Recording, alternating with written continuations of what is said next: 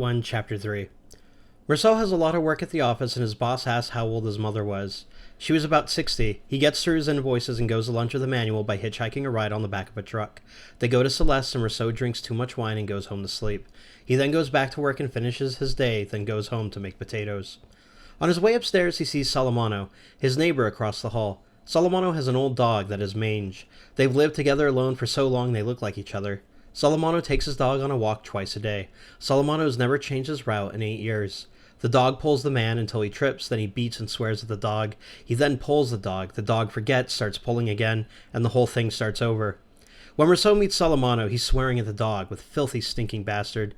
Meursault asks what the dog did, and Salamano says, "filthy stinking bastard" again. Meursault asks louder, and Salamano responds, "He's always there." Salamano then goes inside. At that point, another neighbor comes in, Raymond. Word around town is that he's a pimp, but he tells everyone he works as a warehouse guard. He's a bit short, has a nose like a boxer, and not very popular, but Meursault talks to him. Raymond invites Meursault over for some wine and sausage. Raymond's apartment's messy, and he has a bandage around his hand he got from getting in a fight with some guy. Raymond says he's not a bad guy, he just has a short fuse. The fight started because someone called him out while he was on a streetcar. Raymond says he wants Meursault's advice on something because Meursault is a man, and that they could be pals. Meursault says sure, and Raymond starts cooking the sausage. When the food is ready, they eat with wine, but in silence. When they finish, Raymond starts talking. It turns out he has a mistress, and the guy he got in a fight with is her brother. Raymond says that he realized she was cheating on him. He would give her just enough money to live on, to pay her rent and food, but she always said she couldn't make ends meet even though she'd buy her friends coffee. As Raymond says it, she didn't even want to work half days. One day, Raymond found a lottery ticket in her purse and didn't know how she could have paid for it. He also found a pawn ticket where she pawned 2 bracelets which Raymond didn't even know she had.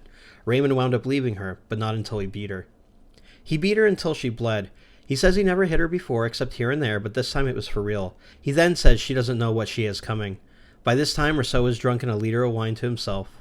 The problem is, Raymond is still attracted to her. He wants to get revenge, but isn't sure how. He thought about taking her to a hotel, then calling the Vice Squad. Then he contacted some underworld friends who were going to mark her, but he didn't want that to happen. He wants to know what Meursault thinks of the whole thing. Meursault says he understands why he wants to punish her, and when asked about it, Meursault also says that it does seem like she was cheating.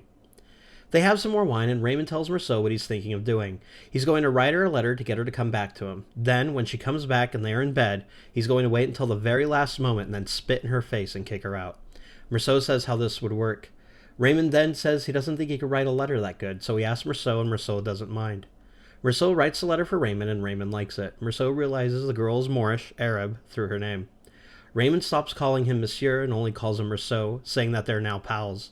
They finish the wine and smoke, then Meursault says it's late. Raymond tells Meursault not to let things get to him, that he heard that his mother died and that it was bound to happen sooner or later. Meursault agrees. Meursault goes back to his room. He can feel the blood in his ears, and as he goes to bed, he can hear Salamano's dog whimpering quietly next door.